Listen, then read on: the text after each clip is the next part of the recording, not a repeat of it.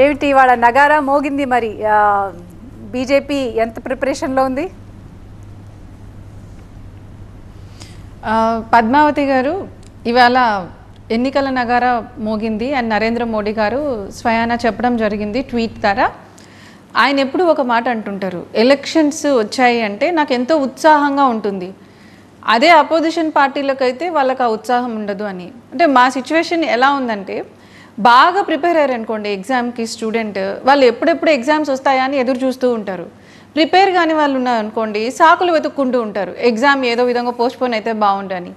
గత 5 ఏళ్లుగా మీరందరూ గమనిస్తూనే ఉంటారు, నరేంద్ర మోడీ గారు దాదాపు ఎవ్రీ డే ప్రతిరోజు 12 నుంచి 16 గంటలు కష్టపడుతున్నారు. నేను ప్రధాన సేవకుణ్ణి అంటున్నారు. ఆ ఫలితాలు మనం ఈరోజు చూస్తున్నాం.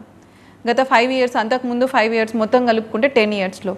సో ప్రజలకు మేము ఎంతో మేలు చేశాము, భారతదేశం ఎంతో పురోగతిని సాధించింది అన్ని రంగాల్లో కూడా. ఇంకా మంచి చేయాలి అంటే ఎలక్షన్ల ద్వారానే సాధ్యం. ఖచ్చితంగా రాబోయే ఎన్నికల్లో నరేంద్ర మోడీ గారి ప్రభుత్వ పనితీరు, చిత్తశుద్ధి చూసి ఈసారి మాకు 400కు పైగా మా కూటమికి సీట్లు ఖాయం అనే ఉద్దేశంతో, ఉత్సాహంతో మేం చేసిన పనితీరు ప్రజలకు వివరిస్తూ ఎంతో వినమ్రతతో మేము ఎన్నికలకు ఆల్రెడీ సిద్ధమయ్యాము. ఇంకా మాకు ఎన్నికల నోటిఫికేషన్ వచ్చిందంటే సంతోషమే కదండి. That's nice to know.